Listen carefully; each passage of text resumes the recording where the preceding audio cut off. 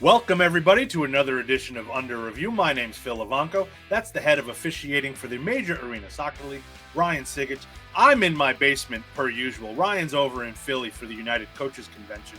And Ryan, this week, before we kick everything off, we've got some congratulations on the field, yeah? Well, yeah, congratulations to referee Danielle Chesky, made her MASL debut on the floor this past weekend. Danielle's a FIFA referee outdoor, very experienced at the international and the domestic professional level. First play on the show, we head to the blue turf of the Cable Dahmer Arena for the tussle between the Tacoma Stars and the KC Comets. We've got a very interesting play here that I want to go over, Ryan. Tyler John collides with goalkeeper Neto, and the play continues all the way back down the field, and it ends up with a goal from Leo Gibson to cut the Tacoma lead in half. As you'd imagine, the Stars were not happy about this. They wanted the play to stop. But to me, this is interesting because it's not simulation. Neto is asking John if he's okay, which doesn't sort of infer to me that there is a dive or exaggeration. So I don't know about this one. Ryan, what do you say about this play? Well, it is very interesting. I mean, Neto, you can see, actually gets to the ball first. He plays the ball, and then there's a big collision with Tacoma number 14. So I think the first question that we have to answer is this a foul? I still deem no foul after looking at it several times now. There's obviously contact, but who initiates the contact? I think that's actually Neto, but his arm is tucked in to his body. So I mean, I see this more as a shoulder to shoulder, maybe shoulder to body with the Tacoma player. As you said, Kansas City goes on the attack. Tacoma player stays on the ground behind the play. It's not a potential head injury, nor does it appear to be a serious injury. So typically as a referee, we would wait to stop play until the team of the player that is injured gains possession of the ball, which, as you said, Bill, doesn't happen. So the problem here is that the goal scored, Tacoma feels unjustly done by the play being allowed to continue. I can't say that I really blame them.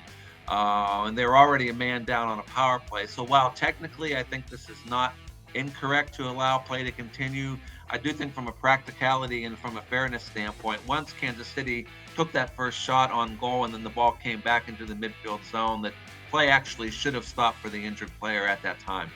Okay, more blue turf, this one of the Adirondack Bank Center, for an interconference matchup between the Empire Strykers and Utica City FC. Utica's Nilton Andrade is on the ground, and Strykers' Franck Tayou appears to step on Andrade's knee going for the ball that's in between Andrade's legs. The play goes to review, and Tayou is assessed a red card on the play.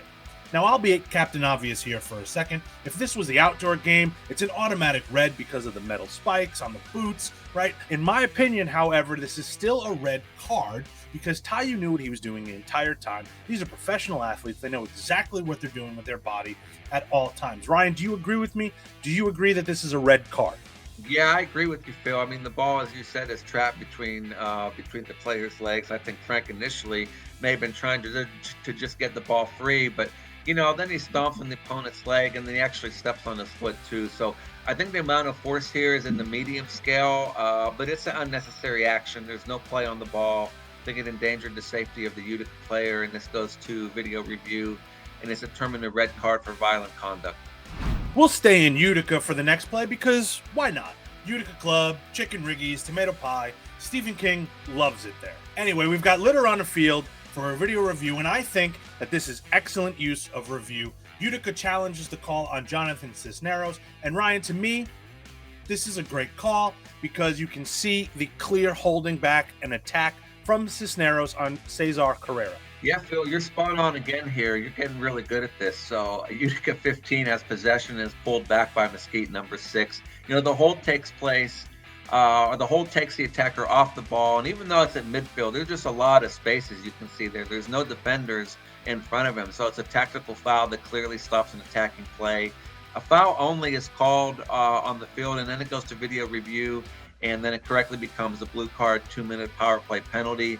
That's the correct call. It's a good use of VR, although I think, this one, the referees, we probably should have gotten in real time. Ryan, we've got an excellent call by the referees in Lakeland. Game between the Harrisburg Heat and the Florida Tropics. Third quarter, Rafael Araujo goes to ground to block Drew Ruggles' shot, and the ball hits his non-sliding hand. That is important. right? Referees give him a blue card for handling the ball.